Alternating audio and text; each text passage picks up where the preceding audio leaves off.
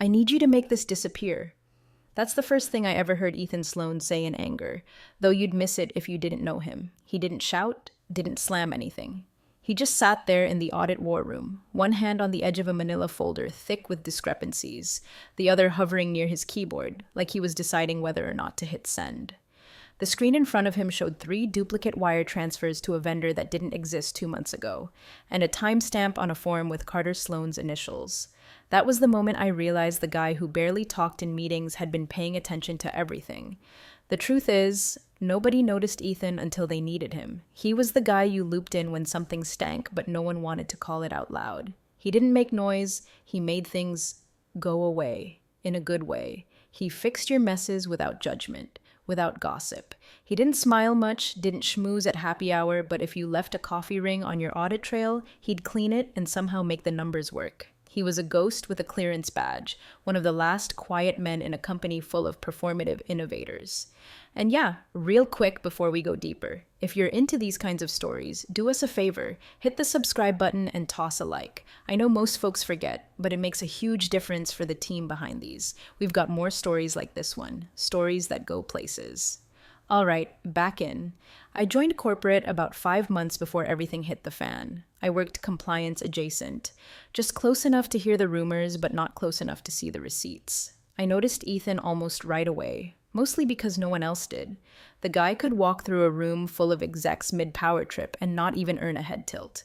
But if you watched him, I mean really watched him, you'd see how every time someone tried to bluff their way through a financial ops meeting, his eyes narrowed just slightly. Like he was filing it away, silently cataloging. Then came Carter. Carter Sloan was the kind of golden boy you send to a strategy summit and pray nobody asks him a follow-up question. Fresh MBA, shiny watch, one of those teeth-grinding laughs that made you feel like you just stepped into a TikTok prank video. He called everyone chief and ended every sentence like it was a TED Talk conclusion. The guy once said, "Let's pivot this conversation vertically," and meant it. And of course, he was the CEO's son, so the elevator only ever went up for him. First few weeks, Ethan cleaned up after him like it was just another Tuesday. A duplicated invoice here, vendor code mismatch there, a misclassified expense report that somehow listed consulting fee for a $6,000 sushi tab at Nobu. All little things. Fixable things. Ethan adjusted the records, quietly raised flags in the system, and kept it moving, because that's what he did. But then the pattern started. Same amounts, slightly shifted timestamps. Vendors with matching bank prefixes but no tax IDs. Expense reports submitted before trips were even booked. Nothing technically criminal, but enough to make Ethan's desk drawer fill up with sticky notes and printed spreadsheets. I saw him one night after hours, just sitting there with dual monitors up, flicking between access logs and Zoom transcripts like he was rewatching a car crash frame by frame. I asked him once, "Do you think it's intentional?" He didn't look at me, just tapped the space bar, pausing the screen on a line item that read, Vendor D. Mason Group, $38,200, Strategic Innovation Fee. "If it walks like fraud and smells like fraud," he said, "I don't need to wait for it to fill out a confession." But he didn't send anything, not yet. He kept working, kept cleaning, because Ethan didn't move until the ground was solid. He wasn't a whistleblower. He was a firewall. The kind of person you never hear about until you try to light something on fire and find your matches keep going out. I think about that first moment again sometimes, him whispering, "Make it disappear," like he was praying for one last miracle of paperwork. Back then, he was still trying to save the place. Save us, even Carter, maybe even himself. He just hadn't realized yet. This time, the mess didn't want to be cleaned. It started with that laugh. You know the type, sharp, performative, engineered to bounce off glass walls and remind everyone who signs the paychecks. We were in the Tuesday financial sink, everyone packed shoulder to shoulder in that overheated third-floor conference room, like some tech startup remake of 12 Angry Men. Carter was pacing near the screen with a laser pointer he didn't know how to turn off, running his mouth about revenue elasticity and invoicing agility. Then Ethan, sitting 3 seats down from me, quietly highlighting a line on a reconciled vendor sheet, raised his hand. "There's a discrepancy in the Q2 payments to the D. Mason Group. It appears we've duplicated a wire transfer and—" Carter didn't let him finish. He spun on his heel like he'd been waiting for it. "Oh my God, Ethan," he groaned, grinning like a Boy Scout who just farted in church. Are you still on that? At some point, it stops being due diligence and starts being a cry for help. Maybe take up fishing or woodworking. Get a hobby, man. The room laughed. Not loud, not full-throated, just enough to land the punch. The CEO let out one of those tight, closed-mouth chuckles that signals, "Yep, my boy's got teeth." HR didn't blink. The audit lead cleared her throat and moved the meeting forward. Ethan said nothing. He just closed his folder, clicked his pen once, and folded his hands. But I saw his eyes. That was the moment something in him changed. The rest of us returned to our little panic calendars and quarterly dashboards, but Ethan began to move differently after that. He stopped asking questions in public, stopped submitting his standard anomaly logs through internal reporting. Instead, he started printing hard copies and walking them down to legal, old-school style. Most times, he came back with the folder still under his arm, lips pressed tight. One day, I caught him outside the break room, staring at a list of payment approvals that hadn't been there last week. 3 vendor IDs, all assigned to Consulting Services Tier 2, had the same banking prefix, same transaction size, and the exact same invoice phrasing. Strategic External Alignment. "What's Tier 2?" I asked. He didn't answer, just stared at the paper a moment longer, then folded it twice and slid it into his jacket. That week, I got my hands on an internal project ledger, don't ask how, and cross-referenced those vendors against all active initiatives. Not one match, not even a pending contract. They were ghosts. Ghosts with 6-figure payments attached to them. Ethan flagged them, formally, quietly. A short write-up with footnotes and compliance headers added as a section in the weekly audit log. By the time that log was reviewed by the exec team, that section was gone. At first I thought maybe he'd removed it, maybe someone had asked him to tone it down, but I checked the Git logs on the document. It had been modified post-review. Someone with full edit access had gone in and sanitized the file. "Someone's scrubbing," Ethan muttered, more to himself than to me, staring at the version history like it personally insulted his lineage, and they know exactly where to bleach. He didn't rage, he didn't storm, he just adapted. He stopped using the shared folders, started encrypting his audit trails. He kept a personal archive of everything he flagged: dates, dollar amounts, approval signatures.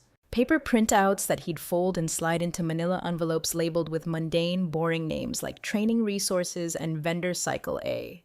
I saw him tap one of those envelopes on his desk 3 times before placing it into a drawer that clicked with a lock. Every day, he got quieter, and Carter got louder. More meetings, more buzzwords. Expansion-ready invoicing. Vendor velocity metrics. I watched him explain to the board how he was streamlining vendor redundancies by outsourcing project support to specialist groups.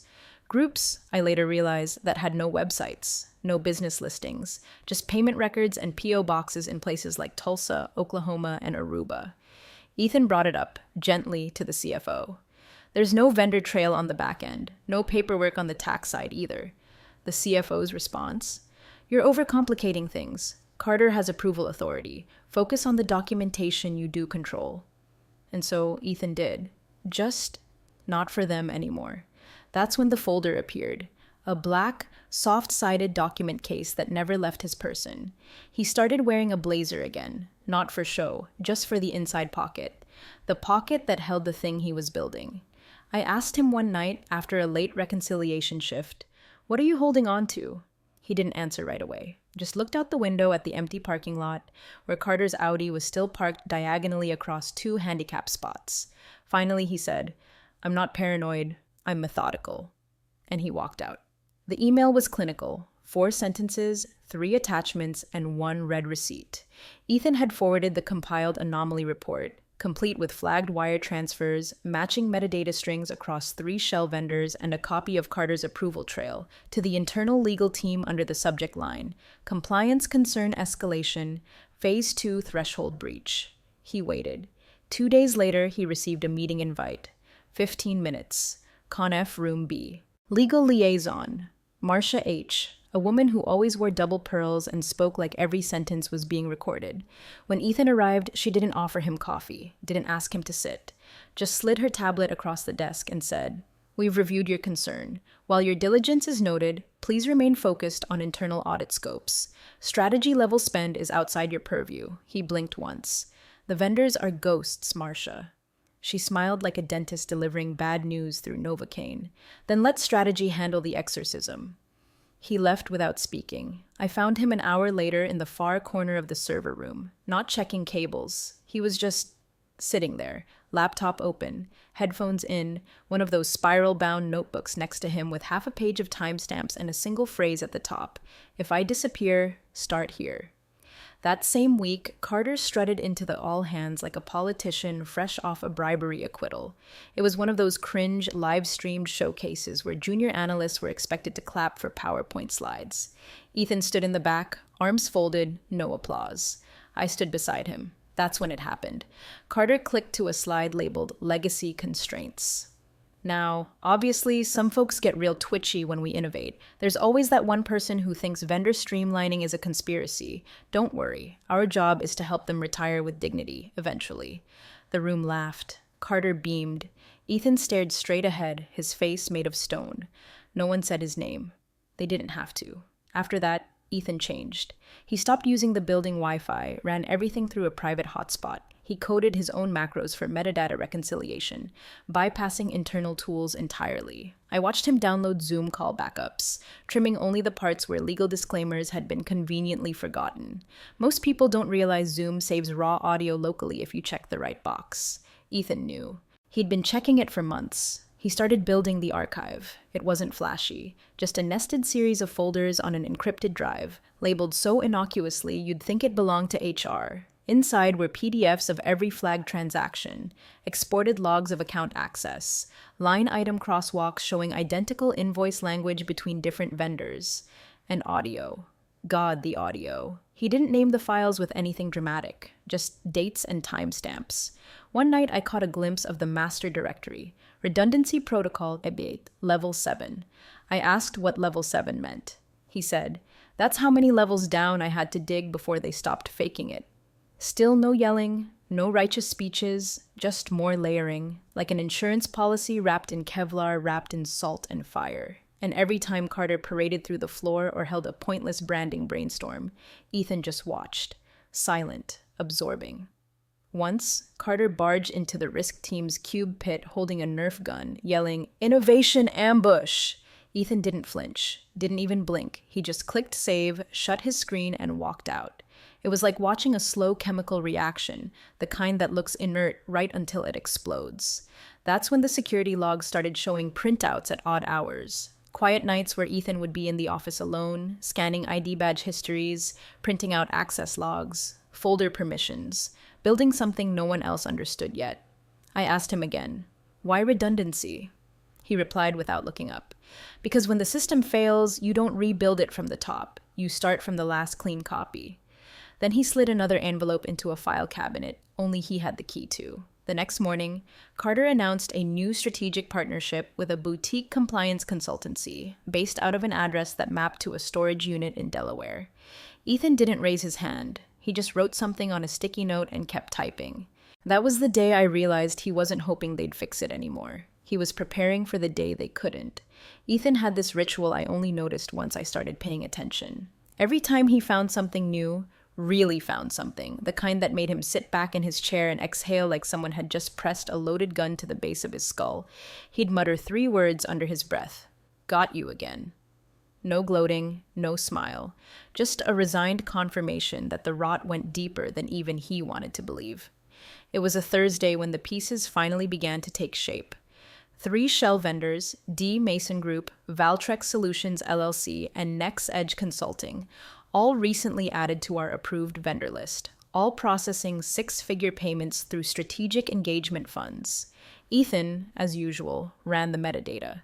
But this time he didn't stop at our internal records. He traced IP interactions during invoice uploads, quietly pulling the back-end server access logs from a cached DevOps mirror he wasn't supposed to have access to. He followed the packet trail all the way to a static offshore address in the Cayman Islands. A reverse DNS search linked the originating IP to a shell registrar owned by a small legal firm notorious for laundering digital assets. The registered user? Jacob L. Rollins. I didn't know the name, but Ethan did.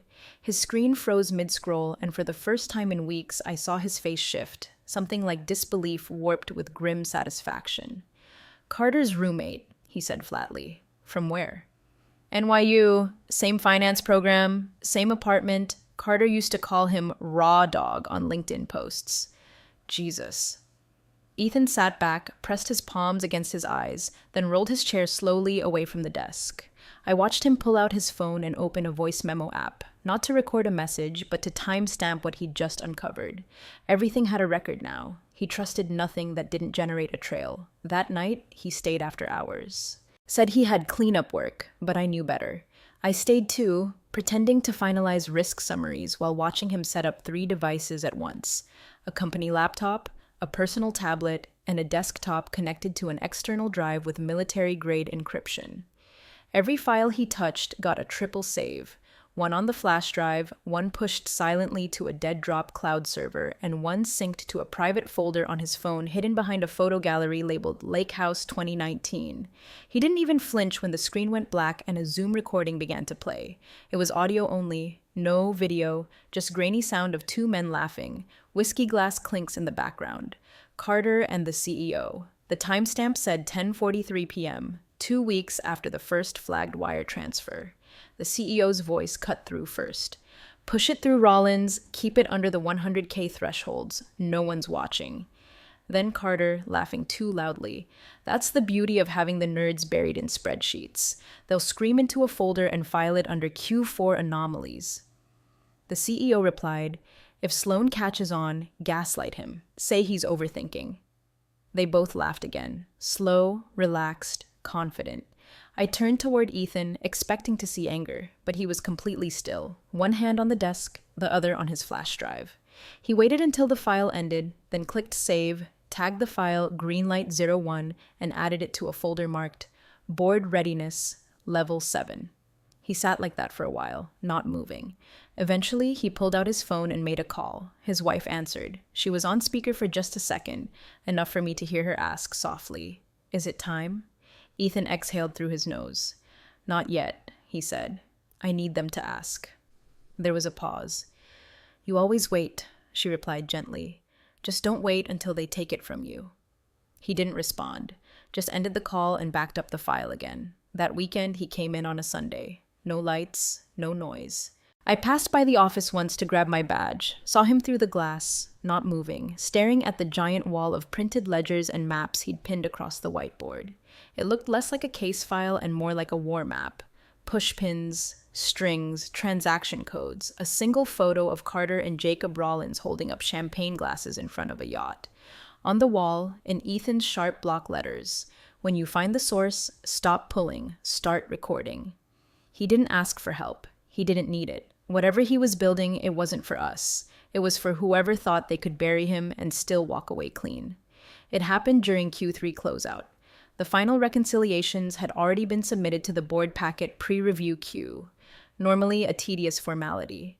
But Ethan always rechecked, always. That morning, I found him staring at the new draft Carter had just pushed live, an updated forecast alignment memo with glowing projections and perfect expense distributions.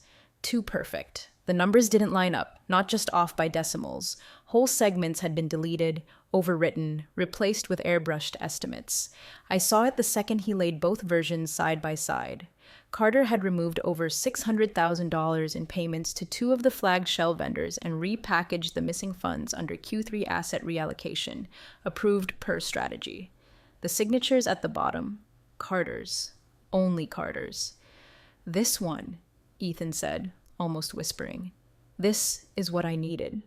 He didn't print it, he didn't make a scene, he simply opened a new internal case file in the compliance log, this one visible to legal, HR, and the CEO. It was only 2 pages, but it was signed, time-stamped, and sourced with version history records. The title? Falsification of Q3 vendor records, immediate compliance concern.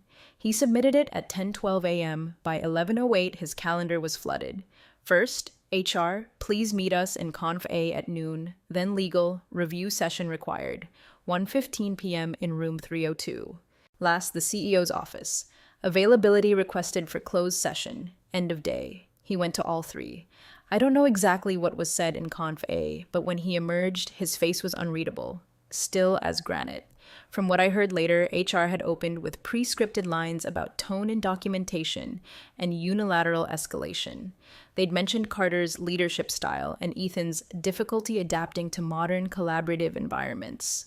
Legal was colder. Marcia, the same woman who told him to stay in his lane, barely let him speak. She clicked through slides, citing employee handbook language about malicious inference and unsanctioned audit duplication.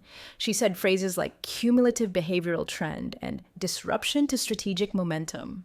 At one point, she allegedly leaned forward and asked, "Do you believe you're the only one who understands integrity, Mr. Sloan?" By the time he walked into the CEO's call, they were already mid-spin. The CEO didn't sit.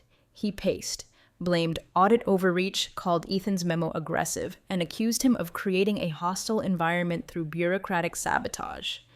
Carter was conveniently absent, but his fingerprints were all over the talking points. Then came the line, meant to land like a knife, but it only sharpened Ethan's spine. "You've made some powerful people uncomfortable," the CEO said. "So here's what's going to happen. You're going to walk into that boardroom on Friday and apologize to Carter, publicly, or you'll be terminated, for cause." Ethan didn't argue. He just tilted his head slightly, like he was finally reading the last sentence of a novel he'd been trudging through for months. "I'll be ready," he said. Then he stood, buttoned his jacket, and walked out. I met him in the parking lot. He didn't speak at first, just unlocked his car, placed his bag gently in the trunk, then leaned against the driver's side door and stared out at nothing. "What are you going to do?" I finally asked. He pulled out his phone, swiped once, then turned the screen to show me a single file, highlighted on his encrypted drive, Final Tripwire V1 MP4. "I gave them every chance," he said quietly. "They picked their moment."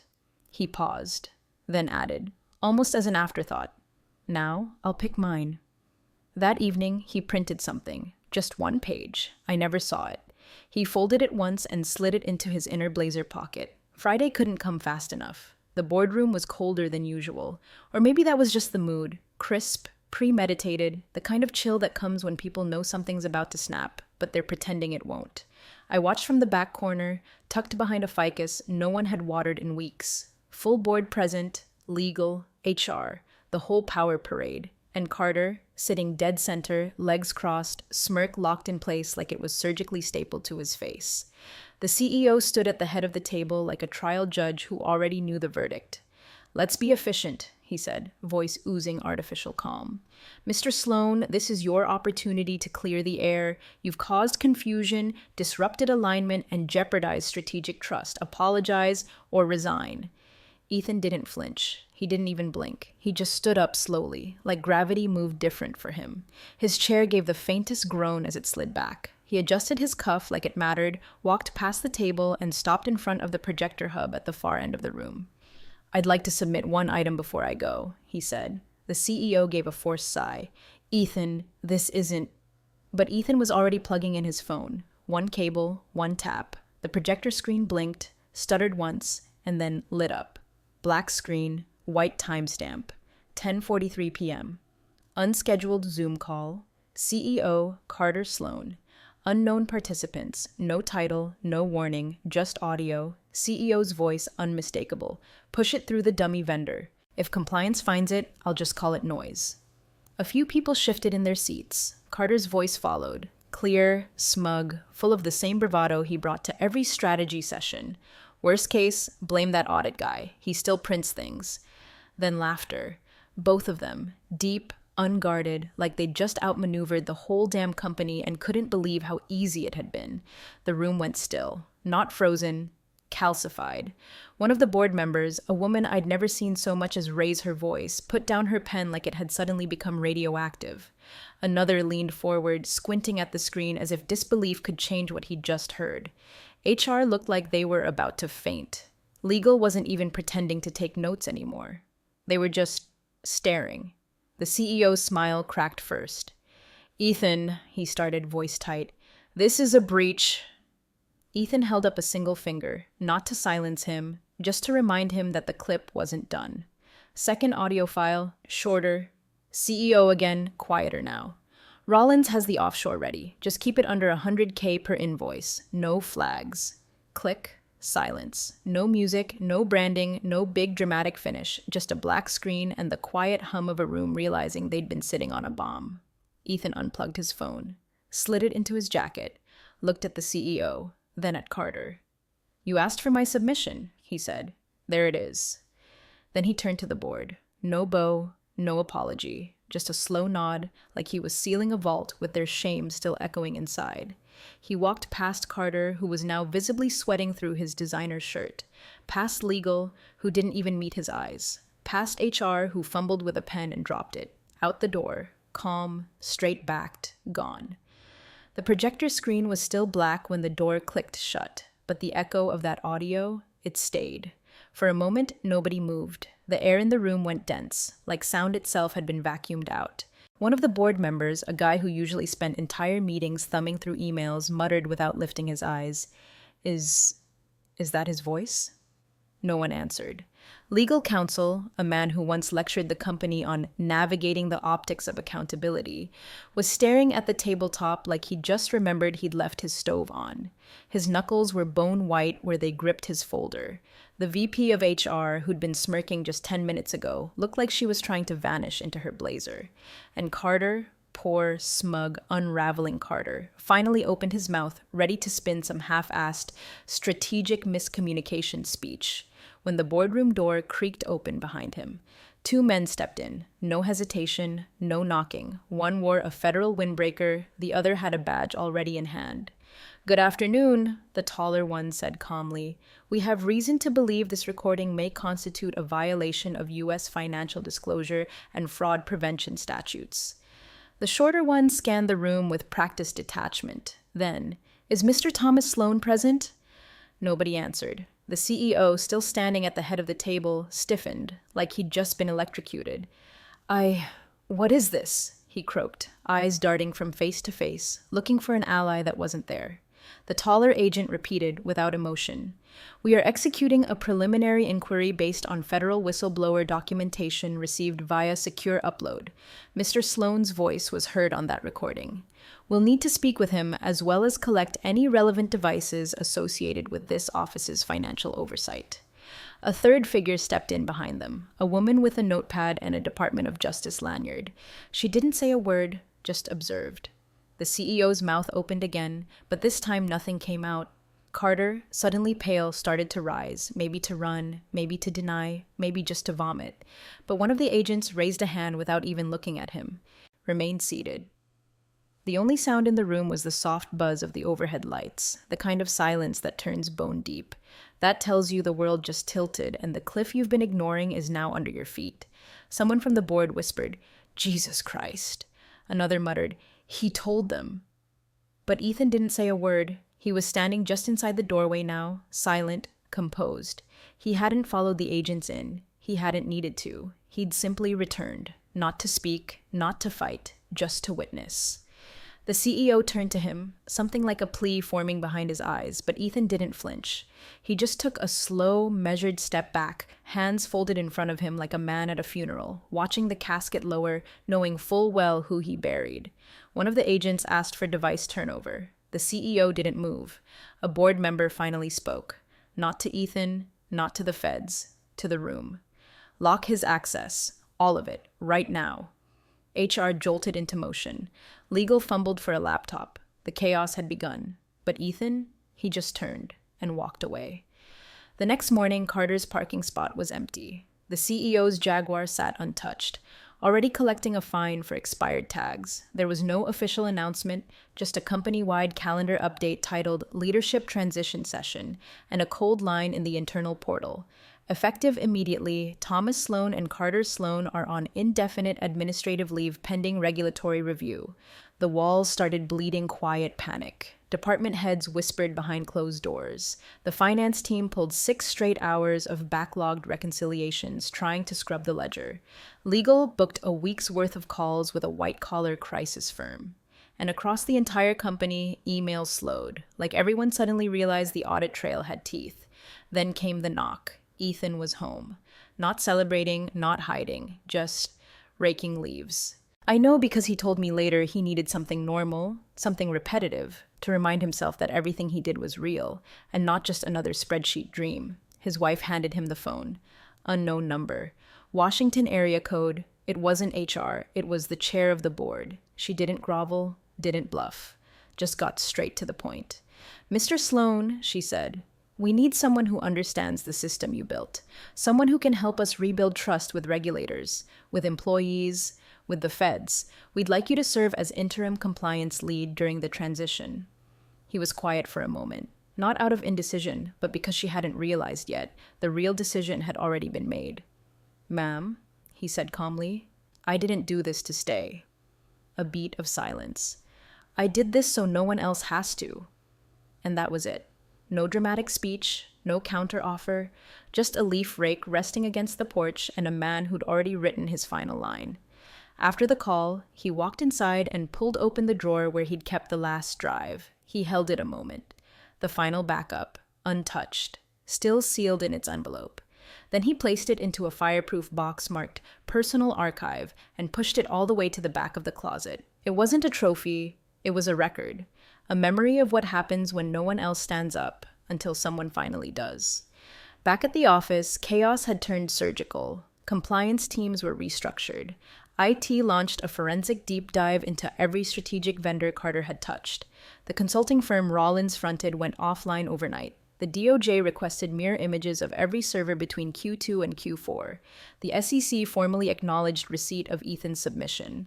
Someone in legal leaked to me that the investigation now included foreign banking violations. The company kept moving. The machine ground forward, but Ethan was gone. No LinkedIn post, no press, no farewell email. Just a man with clean hands, a quiet mind, and no interest in staying for the applause. He didn't want power, he wanted proof. And now they had it.